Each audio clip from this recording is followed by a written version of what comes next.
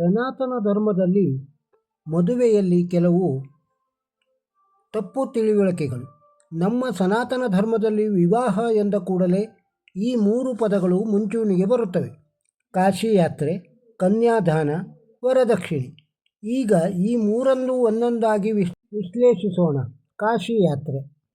ಹೀಗೆಂದರೆ ವಿವಾಹಕ್ಕೆ ಸ್ವಲ್ಪ ಮುನ್ನ ಭಾವಿ ಮಾವ ತನ್ನ ಭಾವಿ ಅಳಿಯನಿಗೆ ಕಾಲು ತೊಳೆಯುವುದು ಹಾಗೂ ಕಾಶಿಗೆ ಹೋಗದಂತೆ ತಡೆದು ತನ್ನ ಮಗಳನ್ನು ಕೊಡುತ್ತೇನೆಂದು ಪ್ರಲೋಭಿಸುವುದು. ಇದು ನಾವು ತಿಳಿದುಕೊಂಡಿರುವುದು ಮತ್ತು ಆಚರಿಸುತ್ತಿರುವುದು. ಆದರೆ ಇದು ಖಂಡಿತ ಹಾಗಲ್ಲ. ಇದಕ್ಕೆ ಬೇರೆಯೇ ಅರ್ಥವಿದೆ. ಪ್ರಾಚೀನ ಕಾಲದಲ್ಲಿ ಒಬ್ಬ ವಟುವಿಗೆ ಉಪನಯನ ಆದ ಕೂಡಲೇ ಆತನನ್ನು ವಿದ್ಯಾಭ್ಯಾಸಕ್ಕಾಗಿ ಗುರುಕುಲಗಳಿಗೆ ಕಳಿಸುತ್ತಿದ್ದರು. ಅಲ್ಲಿ ಈ ಸುಮಾರು 8 ವರ್ಷ ವಯಸ್ಸಿನ ವಟು ಅಂದರೆ ಬ್ರಹ್ಮಚಾರಿ ತನ್ನ ಸಾಮರ್ಥ್ಯಕ್ಕನುಗುಣವಾಗಿ 8, 10, 12 ವರ್ಷಗಳ ಕಾಲ ವಿದ್ಯಾಭ್ಯಾಸ ಮಾಡುತ್ತಿದ್ದ. ಅಂದರೆ ಅಷ್ಟೊತ್ತಿಗೆ ಈ ಬಾಲಕ 16, 18, 20 ವರ್ಷ ವಯಸ್ಸಿನ ಪ್ರೌಢನಾಗಿರುತ್ತಿದ್ದ. ವಿದ್ಯೆ ಪೂರೈಸಿದ ನಂತರ ಆತ ಎಷ್ಟು ಕಲಿತಿದ್ದಾನೆ ಎನ್ನುವುದು ಪರೀಕ್ಷೆಯಾಗಬೇಕಲ್ಲವೇ? ಆಗಿನ ಕಾಲದಲ್ಲಿ ಕಾಶಿನಗರದಲ್ಲಿ ಮಹಾ ಪಂಡಿತರಿದ್ದರು. ಈ ಶಿಷ್ಯನಿಗೆ ವಿದ್ಯೆ ಹೇಳಿಕೊಟ್ಟ ಗುರು ಈ ಪರೀಕ್ಷೆಯಲ್ಲಿ ತೇರ್ಗಡೆ ಹೊಂದುವ ಸಲುವಾಗಿ ಕಾಶಿಗೆ ಕಳಿಸುತ್ತಿದ್ದರು. ಅಲ್ಲಿಗೆ ಈ ಶಿಷ್ಯ ಬ್ರಹ್ಮಚಾರಿ ಹಂತವನ್ನು ದಾಟಿ ಸ್ನಾತಕ ಎನಿಸಿಕೊಳ್ಳುತ್ತಿದ್ದ. ವಿದ್ಯಾಭ್ಯಾಸ ಪೂರೈಸಿದ ಸ್ನಾತಕ ಕೂಡಲೇ ತನ್ನ ಮನೆಗೆ ಹೋಗದೆ ತನ್ನನ್ನು ತಾನೇ ಪರೀಕ್ಷಿಸಿ ಒಡ್ಡಿಕೊಳ್ಳಲು ಕಾಶಿಗೆ ತೆರಳುತ್ತಿದ್ದ. ಕಾಶಿಯಲ್ಲಿನ ಪಂಡಿತರು ಈ ಸ್ನಾತಕನನ್ನು ಎಲ್ಲ ವಿಧದಲ್ಲಿ ಪರೀಕ್ಷಿಸಿ ಅದರಲ್ಲಿ ತೇರ್ಗಡೆ ಹೊಂದಿದರೆ ಮಾತ್ರ ಮುಂದಿನ ಜೀವನವನ್ನು ನಡೆಸಲು, ಅಂದರೆ ಗೃಹಸ್ಥನಾಗಲು ಅರ್ಹ ಎಂದು ತೀರ್ಮಾನಿಸುತ್ತಿದ್ದರು. ಇಂತಹ ವ್ಯಕ್ತಿಯನ್ನು ಗುರುತಿಸಿ ಆತನ ಪಾಂಡಿತ್ಯವನ್ನು ಗೌರವಿಸಿ ಎಷ್ಟು ಕನ್ಯಾಪಿತೃಗಳು ತಮ್ಮ ಮಗಳನ್ನು ಆತನಿಗೆ ವಿವಾಹ ಮಾಡಿಕೊಡಲು ಇಚ್ಛಿಸುತ್ತಿದ್ದರು. ಅವರು ಮಾಡುತ್ತಿದ್ದ ಪಾದಪೂಜೆ ಆತನ ಪಾಂಡಿತ್ಯಕ್ಕೆ ಹೊರತು ಕಾಶಿಗೆ ಹೋಗದಂತೆ ತಡೆಯಲು ಅಲ್ಲ. ಇದು ಕಾಶಿಯಿಂದ ತೇರ್ಗಡೆ ಹೊಂದಿ ಬಂದವನ ಪೂಜೆ, ಹೋಗದಂತೆ ತಡೆಯಲು ಅಲ್ಲ. ಆದರೆ ಈಗಿನ ನಂಬಿಕೆ ಆಚರಣೆ ಏನಾಗಿದೆ ನೋಡಿ, ಅರ್ಥವಿಲ್ಲದ ಆಚರಣೆಯಾಗಿದೆ ಅಲ್ಲವೇ? ಕನ್ಯಾದಾನ. ಖಂಡಿತವಾಗಿ ಇಲ್ಲಿ ಕನ್ಯಾದಾನದ ಪ್ರಮೇಯವೇ ಇಲ್ಲ. ಯಾವುದೇ ಕನ್ಯೆ ಒಂದು ವಸ್ತು, ಜಾಗ ಇತ್ಯಾದಿಗಳಲ್ಲ ದಾನ ಮಾಡಲು. ನಮ್ಮ ಜನರು ಮೌಢ್ಯದಿಂದ ಇದನ್ನು ಕನ್ಯಾದಾನ ಮಾಡಿಬಿಟ್ಟರು.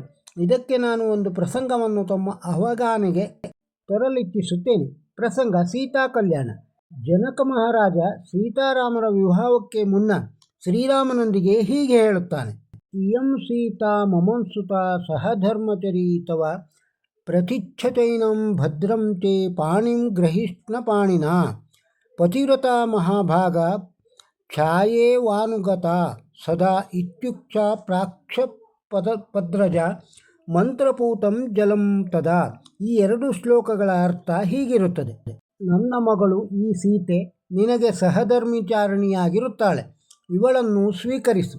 ನಿನಗೆ ಶುಭವಾಗಲಿ. ಈಕೆಯ ಪಾಣಿಗ್ರಹಣ ಮಾಡು. ಈ ನನ್ನ ಪುತ್ರಿಯು ಪತಿವ್ರತೆಯೂ ಭಾಗ್ಯಶಾಲಿಯೂ ಆಗಿ ಅನುಗಾಲವು ನಿನ್ನನ್ನು ನೆರಳಿನಂತೆ ಅನುಸರಿಸುವಳು.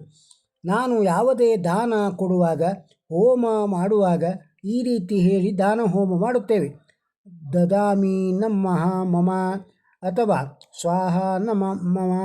ಇದರ ಅರ್ಥ, ಇದನ್ನು ನಾನು ದಾನ ಮಾಡುತ್ತಿದ್ದೇನೆ, ಇನ್ನು ಮುಂದೆ ಇದು ನನ್ನದಲ್ಲ. ಅಥವಾ ಇದನ್ನು ಆಹುತಿ ನೀಡುತ್ತಿದ್ದೇನೆ, ಇನ್ನು ಮುಂದೆ ಇದು ನನ್ನದಲ್ಲ. ದಯವಿಟ್ಟು ಗಮನಿಸಿ, ಈ ಮೇಲಿನ ಶ್ಲೋಕಗಳಲ್ಲಿ ದದಾಮಿ ಮಮ ಎಂಬ ಪದ ಪ್ರಯೋಗವಾಗಿದೆಯೇ? ಖಂಡಿತ ಇಲ್ಲ. ಅಂದರೆ ಜನಕ ಮಹಾರಾಜ ಶ್ರೀರಾಮನಿಗೆ ಕನ್ಯಾದಾನ ಮಾಡಲಿಲ್ಲ ಎಂದೇ ಅರ್ಥ. ಮತ್ತೆ ಈ ಕನ್ಯಾದಾನ ಎನ್ನುವ ಪದ ಹಾಗೂ ಪದ್ಧತಿ ಹೇಗೆ ಚಾಲ್ತಿಗೆ ಬಂತು? ವಿವರಿಸುತ್ತೇನೆ ಕೇಳಿ. ಇದು ಕನ್ಯಾದಾನವಲ್ಲ. ಸರಿಯಾದ ಪ್ರಯೋಗ ಕನ್ಯಾದಾನ. ಈ ಕನ್ಯಾದಾನ ಪದ ಕಾಲಕ್ರಮದಲ್ಲಿ ಅಪಭ್ರಂಶ ಹೊಂದಿ ಕನ್ಯಾದಾನ ಆಗಿರುತ್ತದೆ. ಹಾಗೆಯೇ ಆಚರಣೆಗಳು ಸಹ. ಅಂದರೆ ಕನ್ಯಾದಾನ ಎಂದರೇನು? ಆದಾನ ಎಂದರೆ ನ್ಯಾಸವಾಗಿಡುವುದು ಎಂದು. ದಾನಕ್ಕೂ ಆದಾನಕ್ಕೂ ಇದೇ ವ್ಯತ್ಯಾಸ. ಒಮ್ಮೆ ದಾನ ಕೊಟ್ಟರೆ ಮುಗಿಯಿತು, ಅದು ಎಂದಿಗೂ ನನ್ನದಲ್ಲ. ನ್ಯಾಸ ಹಾಗಲ್ಲ. ನಾನು ನನ್ನ ಮಗಳನ್ನು ನ್ಯಾಸ ಮಾಡಿದರೂ ಆಕೆ ಎಂದೆಂದಿಗೂ ನನ್ನ ಮಗಳೇ ಆಗಿರುತ್ತಾಳೆ. ನಮ್ಮಿಬ್ಬರ ಈ ಸಂಬಂಧವನ್ನು ಯಾರಿಂದಲೂ ಕಸಿದುಕೊಳ್ಳಲಾಗದು. ಇದುವರೆಗೂ ನನ್ನಿಂದ ರಕ್ಷಿತಳಾಗಿದ್ದ ನನ್ನ ಮಗಳು ಇನ್ನು ಮುಂದೆ ನಿನ್ನ ರಕ್ಷಣೆಗೆ ಒಳಪಡುವಳು. ಈಕೆಯನ್ನು ಸರಿಯಾಗಿ ರಕ್ಷಿಸಿಕೊಂಡು ಹೋಗಬೇಕು ಎನ್ನುವ ಎಚ್ಚರಿಕೆಯೂ ಇದೆ. ಯಾವುದೇ ದಾನದಲ್ಲಿ ಹೀಗಾಗುವುದಿಲ್ಲ. ಒಮ್ಮೆ ದಾನ ಕೊಟ್ಟರೆ ಮುಗಿಯಿತು. ದಾನ ಪಡೆದವನು ಅದನ್ನು ಹೇಗೆ ಬೇಕಾದರೂ ಬಳಸಬಹುದು. ರಾಮಾಯಣದ ಮೇಲಿನ 2 ಶ್ಲೋಕಗಳು ಇದೇ ಅರ್ಥವನ್ನು ಧ್ವನಿಸುತ್ತದೆಯಲ್ಲವೇ? ಸನಾತನ ಧರ್ಮದ ವಿವಾಹ ಆಚರಣೆಯಲ್ಲಿ ಮಗಳನ್ನು ಧಾರೆ ಎರೆದು ಕೊಟ್ಟ ಕನ್ಯಾಪಿತೃ ಅಳಿಯನಿಂದ ತನ್ನ ಮಗಳನ್ನು ಕುರಿತು ಕೆಲವೊಂದು ಭರವಸೆಗಳನ್ನು ಅಪೇಕ್ಷಿಸುತ್ತಾನೆ. ಅವುಗಳನ್ನು ವಿವಾಹ ಸಮಯದಲ್ಲಿ ಮಂತ್ರಪೂರ್ವಕ ಕೋರಲಾಗುತ್ತದೆ. ಈಗ ನಾನು ಅವುಗಳಲ್ಲಿ ಕೆಲವನ್ನು ಮಾತ್ರ ಪ್ರಸ್ತಾಪಿಸುತ್ತೇನೆ. ಇಲ್ಲಿ ನಾನು ಮಂತ್ರಗಳನ್ನು ಉದ್ಧರಿಸುವುದಿಲ್ಲ. ಈ ಮಂತ್ರಗಳನ್ನು ಎಲ್ಲಿ ಬೇಕಾದರೂ ಪರಾಂಬರಿಸಬಹುದು. ಅವುಗಳ ಭಾವವನ್ನು ಮಾತ್ರ ಉಲ್ಲೇಖಿಸುವೆ. ಇವಳನ್ನು ನೀನು ಯಾವ ರೀತಿ ಪೋಷಿಸಬೇಕು? ಈವರೆಗೆ ನಾನು ಹೇಗೆ ಪೋಷಿಸಿದ್ದೇನೆ? ಇವಳ ಅಪೇಕ್ಷೆಗಳೇನು? ಯಾವುದರಲ್ಲಿ ಆಸಕ್ತಿ, ಅಭಿರುಚಿ ಇದೆ? ಇವಳ ಅಪೇಕ್ಷೆಗಳೇನೇ ಇವೆ? ಇವುಗಳಿಗೆ ಅನುರೂಪವಾಗಿ ನೀನು ಯಾವ ರೀತಿ ಸಹಕರಿಸುತ್ತೀಯೇ? ಇವಳು ಈಗ ನಿನ್ನ ಪತ್ನಿಯೇ ಆಗಿದ್ದರೂ ನನ್ನ ಮಗಳೂ ಆಗಿದ್ದಾಳೆ. ಇವೆಲ್ಲವನ್ನು ಕನ್ಯೆಯ ತಂದೆಯು ಅಳಿಯನಿಗೆ ತಿಳಿಸುತ್ತಾನೆ ಹಾಗೂ ಆತನಿಂದ ಭರವಸೆ ಪಡೆಯುತ್ತಾನೆ. ಆದರೆ ದಾನದಲ್ಲಿ ಇವು ಯಾವುದೂ ಉದ್ಭವಿಸುವುದಿಲ್ಲ. ವರದಕ್ಷಿಣೆ, ಇದನ್ನು ಪರಿಶೀಲಿಸೋಣ. ಪ್ರಾಚೀನ ಕಾಲದಲ್ಲಿ ಶಾಸ್ತ್ರಸಮ್ಮತವಲ್ಲದ ಕನ್ಯಾಶುಲ್ಕ ಪ್ರಚಲಿತವಿತ್ತೇ ಹೊರತು ವರದಕ್ಷಿಣೆ ಎನ್ನುವುದು ಇರಲಿಲ್ಲ. ವರದಕ್ಷಿಣೆ ಎನ್ನುವುದು ಅಪಭ್ರಂಶವೇ. ಇದರ ನಿಜ ಸ್ವರೂಪ ವರಹ ದಕ್ಷಿಣೆ. ವರಹ ಎಂದರೆ ಹಿಂದಿನ ಕಾಲದಲ್ಲಿ 4 ರೂಪಾಯಿಗಳು. ಸಾಲಂಕೃತ ಕನ್ಯೆಯನ್ನು ಒಂದು ವರಹ ದಕ್ಷಿಣೆಯೊಂದಿಗೆ ಧಾರೆ ಎರೆದುಕೊಡಲಾಗುತ್ತಿತ್ತು. ಈಗಿನ ಕಾಲದಲ್ಲಿ ನಾವು ತಾಂಬೂಲದೊಂದಿಗೆ ದಕ್ಷಿಣೆ ಇಡುತ್ತೇವಲ್ಲ, ಹಾಗೆ 1 ವರಹಕ್ಕಿಂತಲೂ ಹೆಚ್ಚು ದಕ್ಷಿಣೆ ನೀಡುವುದು ನಿಷಿದ್ಧವಾಗಿತ್ತು. ನೀವು ಕೇಳಬಹುದು, 1 ವರಹವೇ ಏಕೆ ಎಂದು. ಹೌದು, ಪ್ರಾಚೀನ ಕಾಲದಲ್ಲಿ ಬಳಸುತ್ತಿದ್ದ ಹಣದ ಮಾನ ಅಥವಾ ಅಳತೆ ವರಹ. ಇದಕ್ಕೆ ವರಹ ಎಂದು ಏಕೆ ಕರೆಯುತ್ತಿದ್ದರು? ಪರಮಾತ್ಮ ನಾರಾಯಣನು ಸಮುದ್ರದಲ್ಲಿ ಮುಳುಗಿಸಲಾಗಿದ್ದ ಭೂಮಿಯನ್ನು ವರಾಹಾವತಾರ ಎತ್ತಿ ಉದ್ಧರಿಸುತ್ತಾನೆ. ನಾನು ಕೊಡುತ್ತಿರುವ 1 ವರಹ ದಕ್ಷಿಣೆ ವರಾಹಸ್ವಾಮಿ ಉದ್ಧರಿಸಿದ ಇಡೀ ಭೂಮಂಡಲಕ್ಕೆ ಸಮಾನ ಎನ್ನುವ ಭಾವನೆ, ಅಂದರೆ ನಂಬಿಕೆ. ಭೂಮಂಡಲಕ್ಕಿಂತಲೂ ಹೆಚ್ಚು ಬೆಲೆಯುಳ್ಳ ವಸ್ತು ಯಾವುದೂ ಇಲ್ಲವಲ್ಲ. ಅದಕ್ಕೆ ನಾನು ನೀಡುವ ದಕ್ಷಿಣೆಯನ್ನೇ ನನ್ನದಲ್ಲದ ಮಮ ಅಂದರೆ ಮಗಳು ಮಾತ್ರ ಎಂದೆಂದಿಗೂ ನನ್ನ ಮಗಳೇ ಆಗಿರುತ್ತಾಳೆ. ಪ್ರಾಚೀನ ಕಾಲದಲ್ಲಷ್ಟೇ ಅಲ್ಲ, ಇತಿಹಾಸದಲ್ಲಿಯೂ ಅನೇಕ ರಾಜಗುರು ತಮ್ಮ ನಾಣ್ಯಗಳನ್ನು ವರಹವೆಂದೇ ಟಂಕಿಸುತ್ತಿದ್ದರು. ವಿಜಯನಗರ ಅರಸರ ಕಾಲದ ನಾಣ್ಯಗಳಲ್ಲಿ ವರಾಹ ಅಂದರೆ ಹಂದಿಯು ಚಿತ್ರವಿರುತ್ತಿತ್ತು. ಈ ವರಹದಕ್ಷಿಣೆಯೇ ಕಾಲಕ್ರಮದಲ್ಲಿ ಶಾಸ್ತ್ರಸಮ್ಮತವಲ್ಲದ ವರದಕ್ಷಿಣೆಯಾಗಿ ಪರಿವರ್ತನೆಯಾಗಿದೆ. ಮೇಲಿನ ವಿಚಾರವನ್ನು ಸಮರ್ಥಿಸಲು ಇನ್ನೊಂದು ವಿಷಯವನ್ನು ಪ್ರಸ್ತಾಪಿಸಬೇಕು.